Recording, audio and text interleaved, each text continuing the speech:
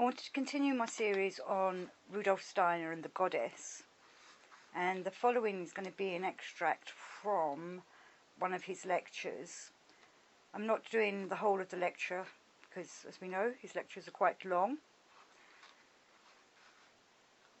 So this is from the book The Gospel of John, and for those that like Steiner, the references is GA 103. And he's talking about the Sophia in this, the Virgin Sophia, and how we're attaining to get to the higher creative power, the Christ self in humanity.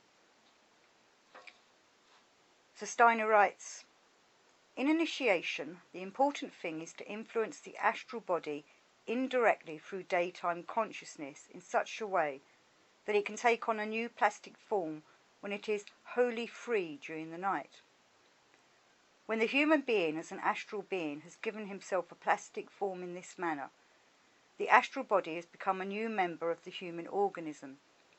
He is then wholly permeated by manus or spirit self. I just want to add in here that when he uses the word plastic, he's not talking about plastic bodies. It was a different meaning to plastic back in them days. And obviously he's talking about the astral body, which is part of our conscious ego or ego in the course of our spiritual development. It's the higher stages of spiritual evolution. Our etheric and even our physical bodies will be transformed. And we want to make them the basis for higher faculties of clairvoyance. But continuing. When the astral body is thus divided, that part which has in this way been plastically formed is brought over into the etheric body. And just as you press the seal onto the sealing wax, and the name on the seal appears not only on the seal but on the wax as well, so too must the astral body dip down into the etheric body and impress upon it whatever it may now possess. The inner process, the reworking of the astral body, is the same in all methods of initiation. The individual methods differ only in the method of transmission into the etheric body. We shall speak later of these differences and show how the three methods of initiation, which have proved to be the most profound evolutionary impulses in the course of the modern age, differ from each other, and what significance initiation in general has for human evolution. Then these parts of the Gospel of St. John, upon which we have not yet been able to touch, will also become clear. The refashioning of the astral body indirectly through meditation and concentration is called by an ancient name, catharsis, or purification. Catharsis, or purification, has as its purpose the discarding from the astral body all that hinders it from becoming harmoniously and regularly organized, thus enabling it to acquire higher organs. It is endowed with the germ of these higher organs. All that is required is to bring out the forces which are present in it. As we said, the most varied methods can be employed for bringing about such catharsis. A person can go very far in this matter of catharsis if, for example, he has worked through and inwardly experienced all that is in my book, The Philosophy of Freedom, and feels that this book was for him a stimulation, and that now he has reached the point where he can actually reproduce the thoughts himself just as they are presented there. If a person holds the same relationship to this book that a virtuoso, in playing a selection on the piano, holds to the composer of the piece, that is, he reproduces the whole thing within himself, naturally according to his ability to do so, then through the strictly built-up sequence of this book, catharsis will be developed to a high degree. For the important point in such things as this book is that the thoughts are all placed in such a way that they become active. In many other books of the present, what has been said earlier in the book could just as well be said later, just by changing the approach a little.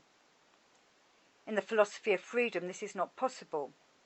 Page 150 can no more be placed 50 pages earlier in the subject matter than the hind legs of a dog can be exchanged with the forelegs. For the book is a logically arranged structure, and the development of the thoughts in it has an effect similar to an inner schooling. Hence there are various methods of bringing about catharsis. If a person has not been successful in doing this after having gone through this book, he should not think that what has been said is untrue, but rather that he has not studied it properly or with sufficient energy or thoroughness. And I just want to interject here that I can say this about Steiner's books and Gurdjieff's books. If you read it and don't get anything from it, that's because you've not put enough effort into that reading.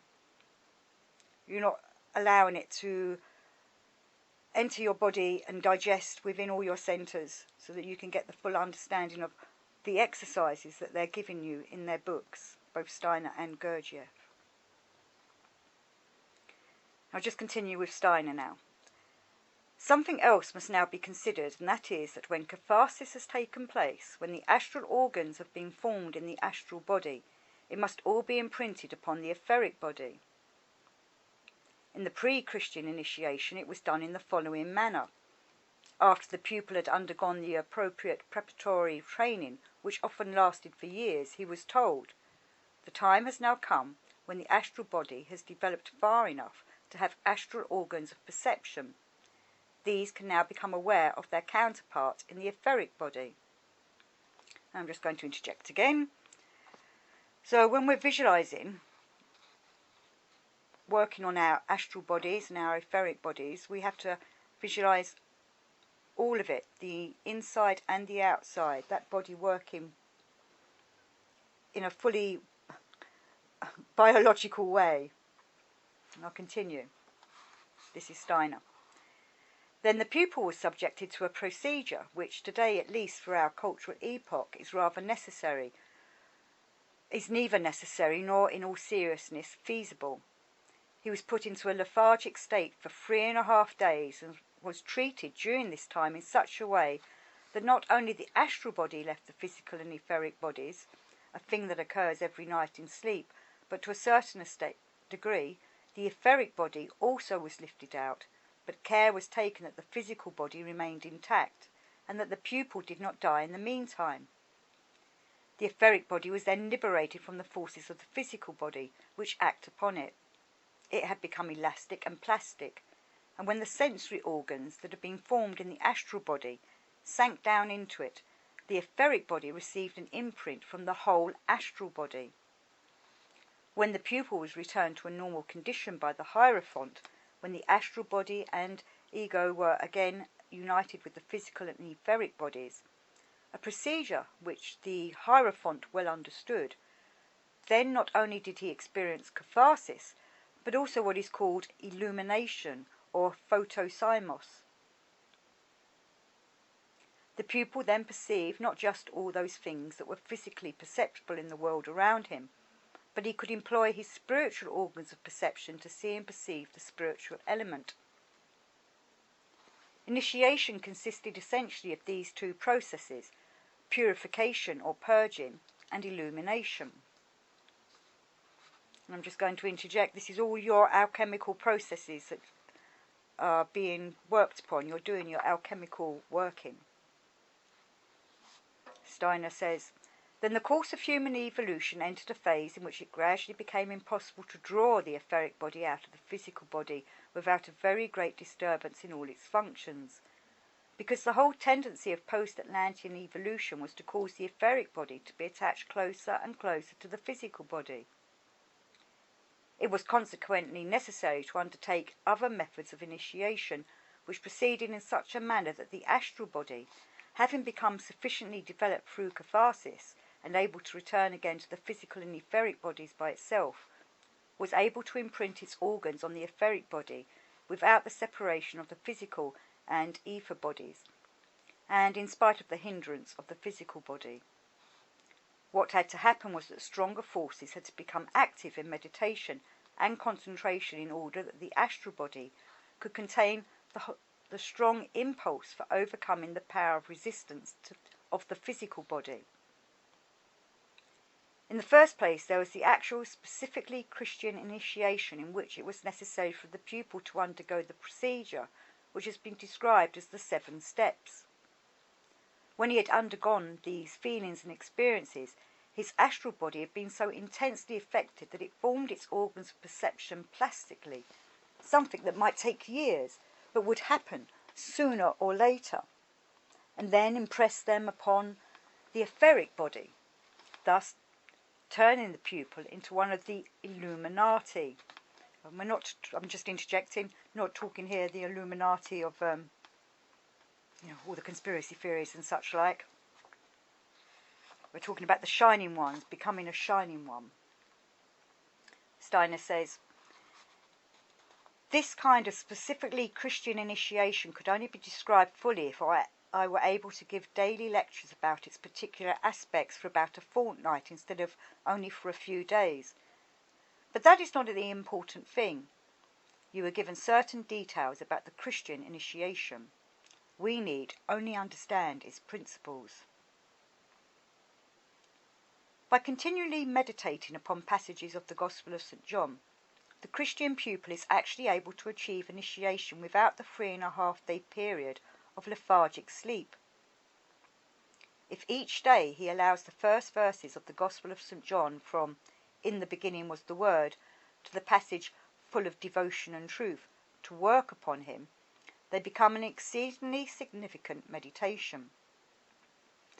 They have a force within them, for this Gospel is not there simply to be read and understood in its entirety with the intellect, but it must be inwardly fully experienced and felt. It is a force which assists initiation and works for it. Then the washing of the feet, the scourging, and other inner processes will be experienced as astral visions, wholly corresponding to the description in the Gospel itself, beginning with the 13th chapter. The Rosicrucian initiation, although resting upon a Christian foundation, works more with other symbolic ideas which produce catharsis, chiefly with imaginative pictures. That is another modification which had to be used because humankind progressed a step further in its evolution, and the methods of initiation must conform to what has gradually evolved. We must understand that when a person has attained initiation, he is fundamentally quite different from the person he was before. While formerly he was only associated with the things of the physical world, he now acquires the possibility of association with the events and beings of the spiritual world as well. This presupposes that the human being acquires knowledge in a much more real sense than in that abstract, dry, prosaic sense in which we usually speak of knowledge. For a person who acquires spiritual knowledge finds the process to be something quite different. It is a complete realization of that beautiful expression, "Know yourself." But the most dangerous thing in the realm of knowledge is to understand these words wrongly, something which happens all too frequently today. Many people construe these words to mean that they should no longer look at the physical world, but should gaze into their own inner being and seek there for everything spiritual. This is a very mistaken understanding of the saying, for that is not at all what it means. We must clearly understand that true higher knowledge is also an evolution from one perspective which the human being had attained to another which he had not previously reached. If a person practices self-knowledge only by brooding upon himself, he sees only what he already possesses. He thereby acquires nothing new, but only knowledge of his own lower self in the present meaning of the word. I'll read that again. He thereby acquires nothing new, but only knowledge of his own lower self in the present meaning of the word. This inner nature is only one part of what is necessary for knowledge. The other part that is necessary must be added. Without the two parts, there is no real knowledge. So I'm just interjecting here. So we're trying to take the lower to the higher. We're living in our lower selves in our day-to-day lives, but when we're doing our spiritual working, we're aiming to contact our higher self. Steiner says, by means of his inner nature, he can develop organs through which he can gain knowledge. But just as the eye, as an external sense organ, would not perceive the sun by gazing into it itself, but only by looking outwards at the sun, so must the inner organs of perception gaze outwards, in other words, gaze into the external spiritual world in order actually to perceive something. The term knowledge had a much deeper, more real meaning in those ages when spiritual things were better understood than at present. Read in the Bible the words, Abraham knew his wife, or this or that patriarch knew his wife. One does not need to seek very far in order to understand that this expression referred to fertilization. When we consider the words know yourself, they do not mean in the Greek that you stare into your own inner being, but that you fertilize yourself with what streams into you from the spiritual world. Know yourself means fertilize yourself with the content of the spiritual world. Two things are needed for this, namely that the human being prepare himself through catharsis and illumination, and then that he open his inner being freely to the spiritual world. In this connection we may compare his inner nature to the female aspect, the outer spiritual element of the male. The inner being must be made capable of receiving the higher self. When this has happened, the higher human self streams into the human being from the spiritual world. We may ask where this higher human self is located. Is it within the person of the human being? No, it is not there. On Saturn, Sun and Moon, the higher self was diffused over the entire cosmos. At that time, the cosmic ego was spread out over all humankind, but now human beings have to permit it to work upon them. They must permit this ego to work on their previously prepared inner natures. This means that the human inner nature, in other words, the astral body, has to be cleansed, purified and ennobled and subject to catharsis. Then a person may expect that the external spirit will stream into him for his illumination. That will occur when the human being has been so well prepared that he has subjected his astral body to catharsis, thereby developing his inner organs of perception. The astral body, in any case, has progressed so far that now when it dips down into the etheric and physical bodies, illumination or photosomos results.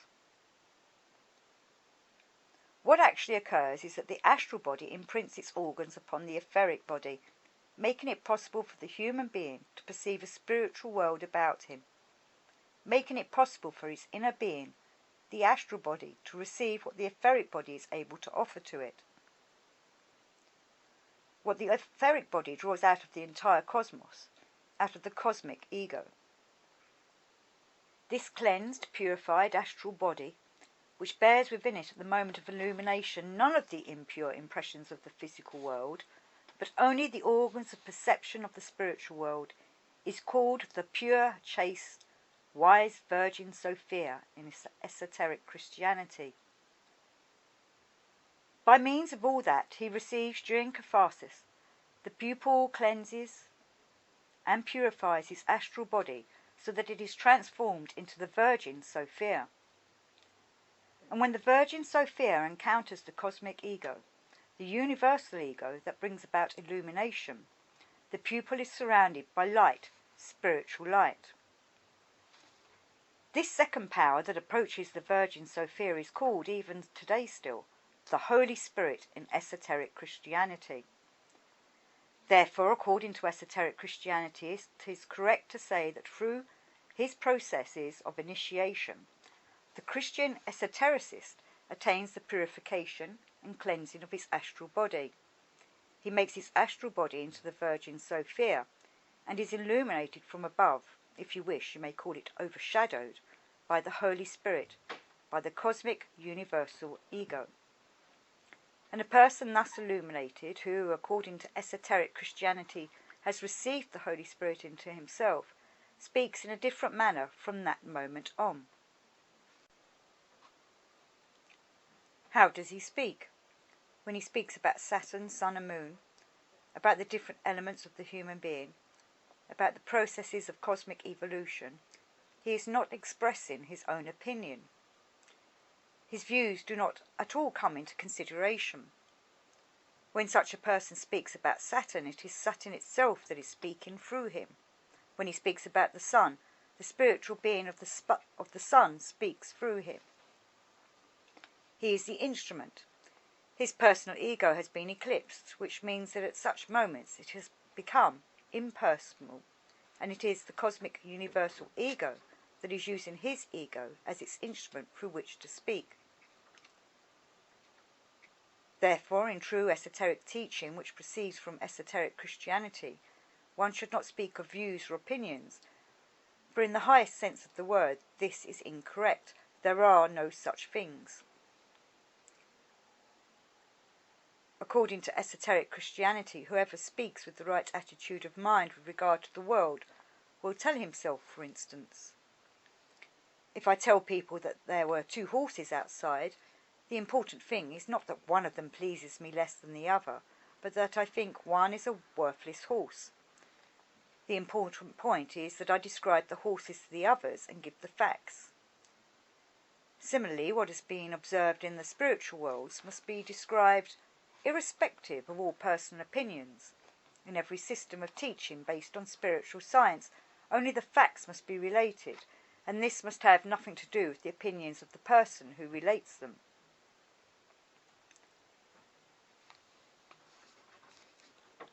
Thus we have become familiar with 2 concepts and their spiritual significance.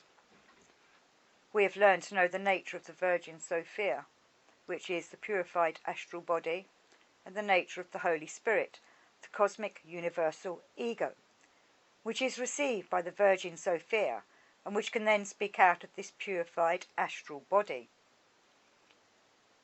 There is something else to be attained, a still higher stage, which is the ability to help someone else, the ability to give another person the impulse to accomplish both of these steps.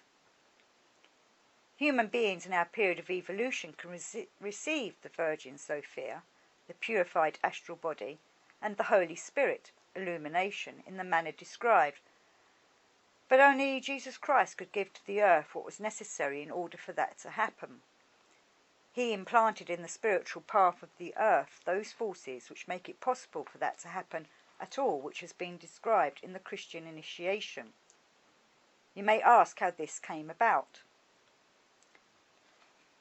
2 things are necessary for an understanding of this. First, we must make ourselves acquainted with something purely historical, that is, with the manner in which names were given, which was quite different in the age in which the Gospels were written to the way in which it is done today. Those who interpret the Gospels today do not understand the principle of giving names at the time the Gospels were written at all, and therefore they do not say what they should. It is, in fact, exceedingly difficult to describe the principle of giving names at that time, yet we can make it comprehensible, even though we only indicate it in rough outlines. Let us suppose when we meet someone that instead of holding to the name which does not fit him at all, and which has been given to him in the abstract way customary today, we were to pay attention to and notice his most distinguishing characteristics, were to notice the most prominent attribute of his character, and were in a position to discern clairvoyantly the deeper foundations of his being, and that then we were to give him his name in accordance with those most important qualities which we believe should be attributed to him. Were we to follow such a method of giving names, we should be doing something at a lower, more elementary stage, similar to what was done at the time by those who gave names in the manner of the writer of the Gospel of St. John. In order to make very clear his manner of giving names, let us consider the following. The author of the St. John's Gospel regarded the physical, historical mother of Jesus in her most prominent characteristics and asked himself, where shall I find a name for her which will express most perfectly her real being? Then, because through her early incarnation she had reached those spiritual heights upon which she stood, and because she appeared in her external personality to be a counterpart, a revelation of what was called in esoteric Christianity the Virgin Sophia, he called the mother of Jesus the Virgin Sophia. And this is what she was always called in the esoteric places where esoteric Christianity was taught. Exoterically, he leaves her entirely unnamed in contrast to those others who chose for her the secular name Mary. He could not use the secular name, he had to express in the name the profound world historic evolution. He does this by indicating that she cannot be called Mary, and what is more, he places by her side her sister Mary, wife of Cleophas, and calls her simply the mother of Jesus. He shows thereby that he does not wish to mention her name, that it cannot be publicly revealed. In esoteric circles, she is always called the Virgin Sophia. It was she who represented the Virgin Sophia as an external historical personality. If we now wish to penetrate further into the nature of Christianity and its founder, we must consider yet another mystery. We should understand clearly how to make a distinction between the personality whom in esoteric Christianity was called Jesus of Nazareth and him who was called Jesus Christ, the Christ dwelling within Jesus of Nazareth. Now, what does this mean? It means that in the historical personality of Jesus of Nazareth, we are dealing with a highly developed human being who had passed through many incarnations and after a cycle of high development was again reincarnated. A person who, because of this, was attracted to a mother so pure that the writer of the Gospel could call her the Virgin Sophia. Thus we are dealing with a highly developed human being, Jesus of Nazareth, who had progressed far in his evolution in his previous incarnations and in this incarnation had entered upon a highly spiritual stage. The other evangelists were not illuminated to such a high degree as the writer of this Gospel. It was more the actual world of the senses that was revealed to them, a world in which they saw their Master and Messiah moving about as Jesus of Nazareth. The mysterious spiritual relationships, at least those at heights to which the writer of the Gospel of St. John could peer, were concealed from them. For this reason they laid special emphasis upon the fact that in Jesus of Nazareth lived the Father, who had always existed in Judaism, and was transmitted down through the generations as the gods of the Jews. And they expressed this when they said, if we trace back the ancestry of Jesus of Nazareth through generation after generation, we are able to prove that the same blood flows in him that has flowed down through these generations. The evangelists give the genealogical tables and use them to show the different stages of evolution at which they stand. For Matthew, the important thing is to show that in Jesus of Nazareth we have a person in whom Father Abraham is living. The blood of Father Abraham has flowed down through the generations as far as Jesus. Now Steiner will go on now to talk about the different Gospels and the different authors and how they were seeing with, different eyes, where he's saying that John the Gospel is saying, the writer of the Gospel of St. John was using his spiritual eyes to see what was going on. And he says, Steiner writes, the Gospel of St. John, the writer of the Gospel of St. John could gaze into the spiritual world. The important thing for him was not the words, I and Father Abraham are one, but that at every moment of time there exists in the human being an external element which was present in him before Father Abraham. This is what he wished to show. In the beginning was the Word, which is called the I Am. Before all external things and beings, he was. He was in the beginning. For those who wished rather to describe Jesus of Nazareth and were only able to describe him, it was a question of showing how from the beginning the blood flowed down through the generations. It was important to them to show that the same blood flowing down through the generations flowed also into Joseph, the father of Jesus. If we could speak quite esoterically, it would naturally be necessary to speak of the idea of the so-called virgin birth. But this can be discussed only in the most intimate circles. It belongs to the deepest mysteries that exist, and the misunderstanding connected with this idea arises because people do not know what is meant by the virgin birth. They think that it means there was no fatherhood, but it is not that. A much more profound and more mysterious something lies at the back of it, which is quite compatible with what the other disciples wish to show, that is, that Joseph is the father of Jesus. If they were to deny this, then all the trouble they take to show this to be a fact would be meaningless. They wish to show that the ancient God exists in Jesus of Nazareth. And Steiner goes on to discuss the genealogical trees that are written about Jesus in the other Gospels,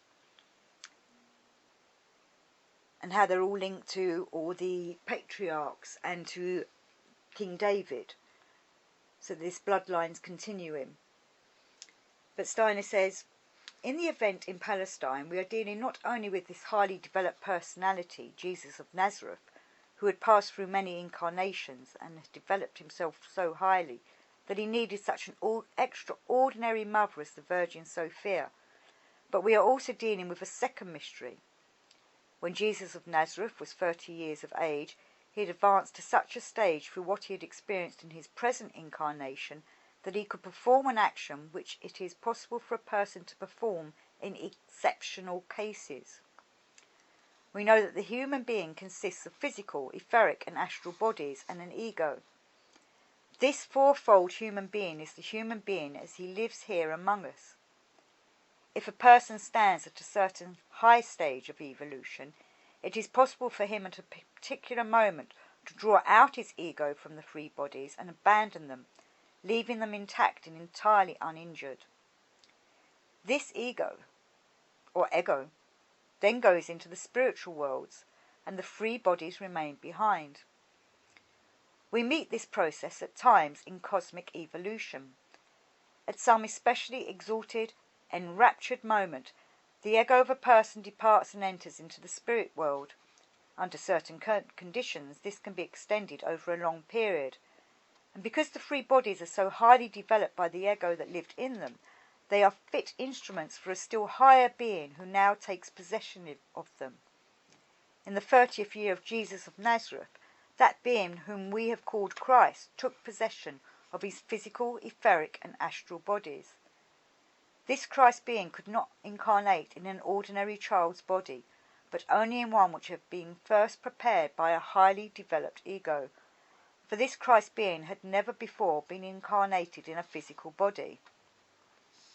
Therefore, from the 30th year on, we are dealing with Christ in Jesus of Nazareth. What in reality took place? The fact is that the body of Jesus of Nazareth, which he had left behind, was so mature, so perfect, that the Son Logos, the being of the six Elohim, who are the spiritual being of the Son, was able to penetrate into it. It could incarnate for 3 years in this body, could become flesh. The Son Logos, who can shine into human beings through illumination, the Son Logos himself, the Holy Spirit, entered. The universal ego, the cosmic ego, entered, and from then on for 3 years the Son Logos spoke through the body of Jesus. So I'm going to leave it there for Steiner's lecture, and I highly recommend people to read the whole of the lecture if they want to understand more about how the Son Logos can come into a human being. I know Steiner says this happened to Christ because he worked upon himself throughout different incarnations, and we can be doing that through different incarnations. Maybe we've been doing it in incarnations of ourselves before, and we need to carry on that work in this life so that we can prepare our bodies so that we can take in the Son Logos and become the Son. And I'm just going to quickly, I know I'm talking Steiner here, but I'm quickly going to add a Gurdjieff thing here, that Gurdjieff said that we shouldn't waste time. This could be the only chance we have to do this lifetime. The next lifetime, if we get caught up in the reincarnation cycle, we might not remember to do this, or we might lose our path and not continue. So that's why we must work hard and put in effort and do it now and become the Son that we want to be. So thank you all for listening, and may the sun shine in you. May the sun shine down on you. May you be the sun.